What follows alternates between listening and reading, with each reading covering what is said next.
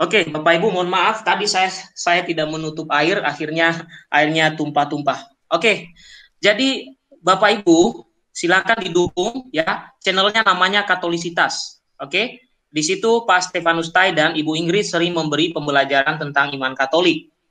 Ya, oke. Karena saya tadi mengatakan saya memberikan satu putaran lagi untuk kesempatan ini karena Pak Harun juga baru bergabung. Saya sangat mengapresiasi, saya sangat senang ya. Oke, uh, tadi kita sudah membahas ya begitu panjang Pak PTT, Pak Dionisius dan juga Pak Harun. Uh, apa pesan-pesan dari Pak PTT, Pak Dionisius dan Pak Harun kepada kita terutama orang-orang Buddha Katolik dalam hal ini karena Pak Joshua Tewi ini kan terkenal dengan channelnya ya, juga sering menyampaikan uh, apa namanya pembelajaran-pembelajaran. Tapi setelah kita koreksi tadi ya dari video-video itu ternyata banyak yang salah-salah atau tidak sesuai dengan fakta. Kira-kira apa tips-tips atau saran-saran yang Bapak-Bapak berikan kepada kita sebagai anak-anak muda untuk menjaga iman kekatolikan kita? Pertama-tama saya berikan dulu kepada Pak Harun. Silakan Pak. Ya, terima kasih. Jadi kalau menurut saya memang eh, kita-kita ini sebagai orang Katolik itu juga yang saya tahu ya, teman-teman, rekan-rekan itu juga banyak yang pengetahuannya tentang Katolik sendiri juga kurang.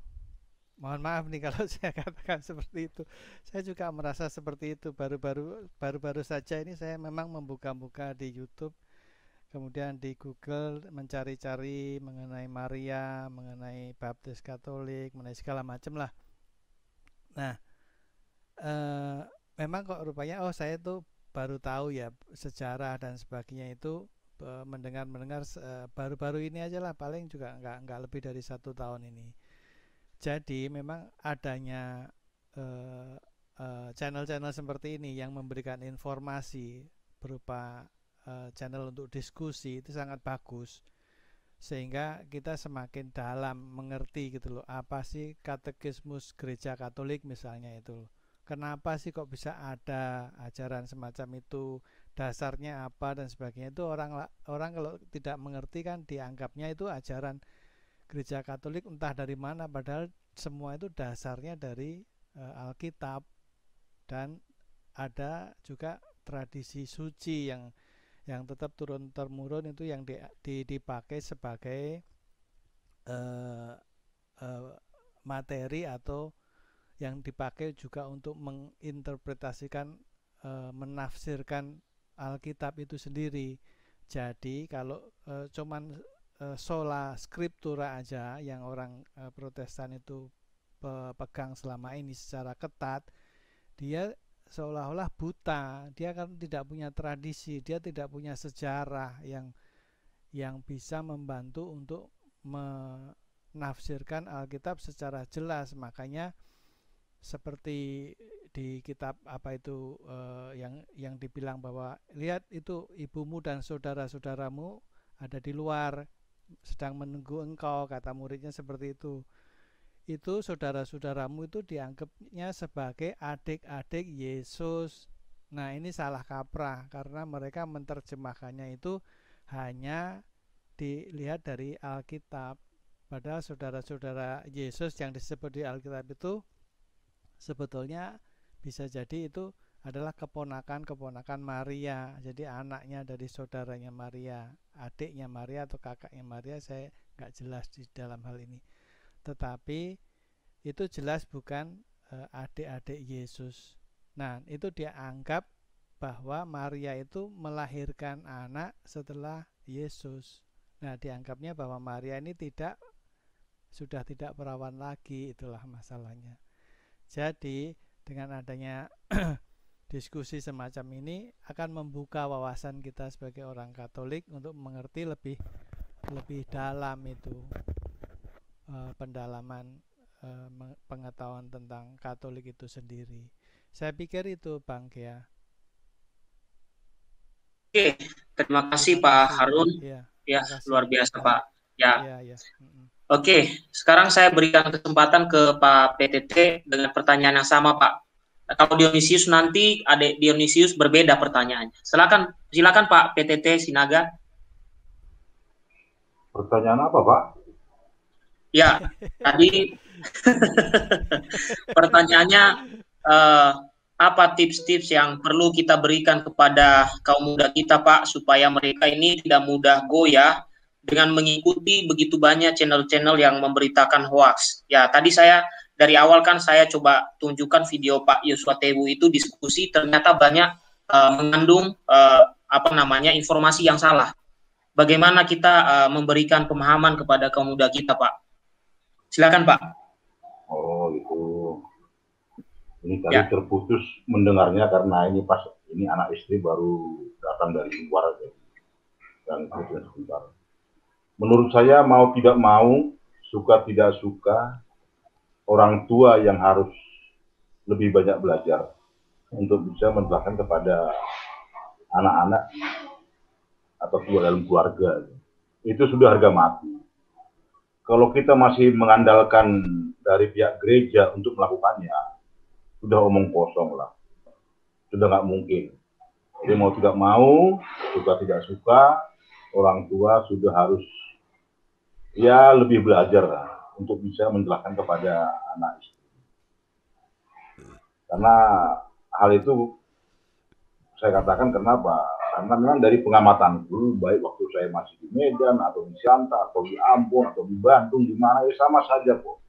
Intinya itu gereja punya kendala. Nah sekarang bagi kita yang sudah menyadari hal itu, berarti harus ada action. Seperti saya sendiri sudah pernah saran ke lingkungan, apa yang bisa kita lakukan. Ya memang kadang-kadang kita niatnya baik, tapi yang kita terima justru penilaian negatif, yang dibilang cari muka lah, dan apalah. Memang itu merupakan suatu tantangan tersendiri ya bagi pionir itu. Jadi menurut saya itu aja. Yang paling praktis adalah orang tua harus lebih aktif untuk belajar agar bisa menjelaskan kepada anak atau keluarganya. Begitu pendapat saya, Bro. Lanjut. Oke, terima kasih Pak PTT Sinaga. Nah, sekarang gilirannya di Dionisius nih. Saya kayaknya memberi pertanyaan lebih banyak ini. Bagaimana? Oke. Saya mau bertanya kepada Dionisius ini, bagaimana Ade ini bisa muncul sifat kritis ketika mendengar orang menuduh Katolik itu? Itu dari mana? Kok bisa ada? Itu waktu sejak saya ini maaf ya berisik karena lagi nemenin adik juga nih ya. Itu sejak saya menemukan video seorang ustadz. Dia itu bisa dibilang saya awal kritis ini tuh sejak menemukan video ustadz ya, bukan pendeta gitu. Nah itu sebelum saya menemukan video itu, saya itu menganggap bahwa Alkitab itu hanya untuk dipelajari orang Alkitab. Gereja itu saya dulu menganggap itu hanya untuk dipelajari orang tidak awam, imam, romo, pastor, biarawan, biarawati. Nah itu dulu saya menganggap begitu. Namun setelah saya menemukan video seorang Ustadz Zakir Naik, kalau ini namanya ya, dan saya pun nggak ngerti itu. Saya pun tanya bapak saya, dan bapak saya pun puji Tuhan dia itu bisa menjelaskan gitu. Dan saya sejak itu saya sadar betapa pentingnya kita mempelajari yang namanya gereja kita sendiri. Kalau nggak begitu memalukan, maksudnya kalau nggak gitu pindah gitu, percuma, masa harus jiwa harus pindah gitu, padahal dia itu belum tahu ajaran Katolik sesungguhnya. Dulu saya hampir beranggapan begitu. Saya sejak saya tidak tahu, saya lihat video Ustadz itu saya beranggapan gitu, wah berarti agama Katolik yang salah ya. Itu dulu saya menganggap begitu. Setelah bapak saya puji Tuhan jawab, saya pun beranggapan bahwa penting kalau kita mempelajari namanya agama. Gak harus jadi romo, gak harus jadi biarawan, gak harus jadi biarawati. Yang penting kita paham saja lah, dan kita juga bisa menangkis tuduhan-tuduhan konyol seperti Pak Joshua Tewu tadi. Itu kan tuduhan konyol dia itu. Itu kan bisa mempengaruhi anak muda. Itu juga seperti ustadz yang mengatakan Kristen beginilah. Itu tuduhan semua itu sangat mempengaruhi anak muda. Seperti saya dulu itu begitu. Saya dipengaruhi itu. Saya berhasil terpengaruhi. Saya sadar ketika pertanyaan saya sudah dijawab bapak saya pun sadar. Penting itu belajar iman. Begitu. Pas saya sadar pun saya juga mau mengajak teman-teman saya belajar iman. Namun karena teman-teman saya yang Katolik, ya bisa dibilang sedikit ya, teman baik saya ini justru Protestan karismatik ini. Saya suruh dia baca Alkitab, dia lebih milih main game gitu. Saya suruh dia dia mendengar kata ini aja, dia seperti terusik gitu. Loh, ini gimana ini? Nanti kalau kamu menemukan sebuah video kayak saya gini, kamu bisa gawat kamu. Nanti bisa mualaf atau gimana? Itu kan terjadi beneran nih. Banyak anak muda itu pindah agama saat menikah. Karena yang penting dia itu bodoh amat cinta gitu.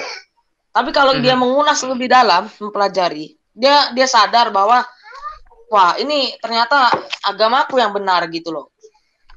Jadi itu awal saya mempelajari ya. Saya awal mempelajari dan ya sampai sekarang ya puji Tuhan lancar-lancar saja. Tapi kendalanya saya kan belajar ini kan lewat internet, saya sering nonton yang Katolik itu. Puji Tuhan saya juga tahu sejarah gereja, doktrin-doktrin masing-masing gereja itu saya hafal ya. Bahkan teman saya yang Protestan pun juga nggak tahu ininya doktrinnya apa. Dia cuma tahu sembah Yesus, terus dia bilang ini Katolik sembah patung katanya ini. Dia mau beranggapan seperti itu. Saya tantang dia, tapi dia bilang katanya saya bakal marah. Padahal jujur saya tidak akan marah. Saya akan justru menanggapi gitu. Kalau misalnya dia bilang kita menyembah patung kan konyol sekali itu. Bilang kemenyan, kita ada kemenyan, nanti kita berhala ada kemenyan, ada ini terus ya patung menyembah Bunda Maria, menuhankan paus, bla bla bla bla, terus gitu-gitulah. Itu sering dituduhkan ke Katolik. Gitu loh. Teman saya pun yang karismatik pun juga sebenarnya mereka mau menuduh begitu gitu. Tapi saya sadar, setelah saya mempelajari, saya selalu siap misalnya dia mau ngajak diskusi atau dialog, saya selalu siap gitu. Karena saya sudah mempelajari agama dia, saya sudah tahu doktrin sola gratia, sola fide, sola scriptura. Sola fide itu kalau nggak salah cuma dari iman. Kalau sola scriptura kan cuma dari Alkitab. Kalau sola gratia saya kurang hafal ya waktu itu. Nah, itu saya mempelajari orang agama ortodok, agama Protestan, Islam pun juga saya pelajari dari internet gitu.